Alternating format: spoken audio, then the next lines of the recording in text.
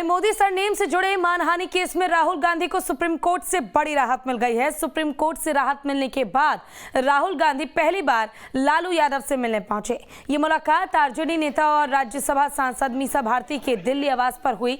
इसमें deputy CM Tejashwi Yadav भी मौजूद रहे।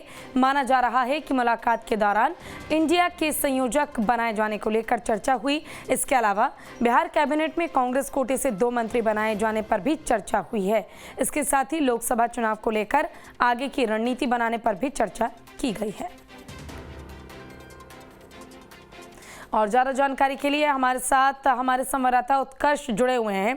उत्कर्ष, राहुल गांधी को जो सजा सुनाई गई थी अब उस पर भी रोक लगा दी गई है। कहीं ना कहीं 2024 को लेकर जो कांग्रेस सपना देख रही थी, अब वो सपना साकार होने का मुझे लगता है कि एक रास्ता साफ होता नजर आ रहा है। और ऐसे में नीतीश कुमार जो सपना लेकर चले थे विपक्षी एकजुटता की, सबको एकजुट करने की, उस पर भी जो बाधा थी वो खत्म होती नजर आ रही है।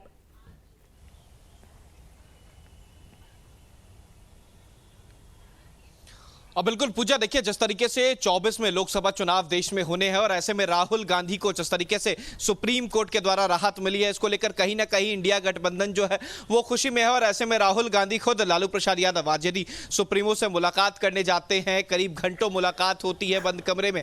ऐसे में तमाम पार्टियां जो है वो अपनी बातें जो है वो साफ कर रही है। बीजेपी के द्वारा यह कहा जा रहा है कि अब राहुल गांधी का बाहर आना यानी कि नीतीश कुमार को अब हाशिए पर ले जाएगा। नीतीश कुमार को संयोजक बनाने की बात थी अब वो खत्म कर दी जाएगी। कांग्रेस के द्वारा अब राहुल गांधी को आगे किया जाएगा। और साथ ही साथ तो वहीं दूसरी तरफ अगर कांग्रेस की बात की जाए तो कांग्रेस के द्वारा यह साफ कर दिया गया है कि सभी को एक साथ लेकर जाया जाएगा। नीतीश कुमार एक बड़े नेता है और ऐसे में अगर राहुल गांधी को बीते दिन राहत मिली है तो यह अच्छी खबर है, इंडिया गठबंधन को फायदा मिलेगा। तो वहीं साथ ही साथ जेडीयू ने भी यह कहा है कि नीतीश कुमार को कोई साइडलाइन करके राजनीति नहीं कर सकता है। ऐसे में अब राहुल गांधी को अगर सजा जो थी वो कम की गई है, हटा दी गई है, राहत मिली है, तो इससे अब इंडिया गठबंधन को फायदा मिलेगा। और राजद का भी इसी तरीके का बयान सामने आया है। राजद के विधायक हैं भाई वीरेंद्र, उनके द्वारा यह कहा गया है नीतीश कुमार बहुत बड़े नेता हैं और बिहार में भी काफी अहम माने जाते हैं। हालांकि राहुल गांधी से कल मुलाकात लालू यादव की हुई है तो नीतीश कुमार को साइडलाइन नहीं किया जाएगा। इससे इंडिया गठबंधन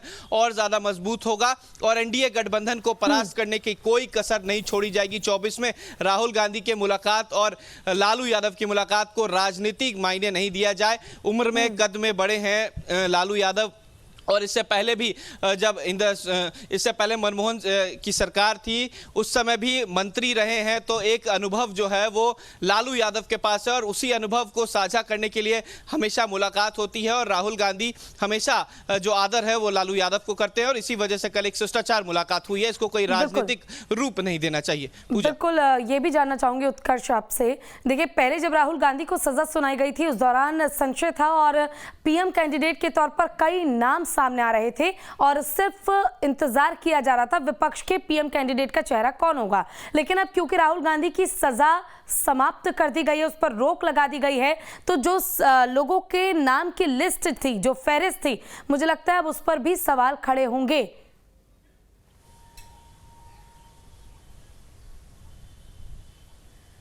अब बिल्कुल देखिए जिस तरीके से कई नेताओं के नाम जो थे वो सामने आ रहे थे। हालांकि बिहार के मुख्यमंत्री नीतीश कुमार के नाम को भी आगे किया जा रहा था, लेकिन अब कांग्रेस जो है इन तमाम नामों को पीछे करेगी क्योंकि राहुल गांधी की जब से बीते दिन कोर्ट से राहत मिली है उसके बाद बिहार प्रदेश अध्यक्ष अखिलेश सिंह ने भी ये कहा है कि अब राहुल गांधी के नेतृत्व में इंडिया गठबंधन जो है वो आगे बढ़ेगा। यानी कि अब राहुल गांधी को आगे पीएम मटेरियल प्रोजेक्ट जो है वो कांग्रेस के द्वारा किया जाएगा। हालांकि फिलहाल इस पर संशय बरकरार है। आगामी 25 और 26 कहा जा सकता है अगस्त को जो महाराष्ट्र में बैठक होने वाली है उसमें कई बातें अब बदलेंगी। राहुल गांधी को लेकर भी अब बातें सामने आएंगी क्योंकि राहुल गांधी इन दिनों बैकफुट पे थे, लेकिन जब कल सुप्रीम कोर्ट के द्वारा उन्हें राहत मिली है उसके बाद कांग्रेस और उनके नेताओं में खुशी है और कहीं ना कहीं अब ये चीजें देखने को भी मिल रही है। बिल्कुल, अब इसी का इंतजार है कि आखिर इंडिया अलायंस अब आगे क्या रणनीति तैयार करती है।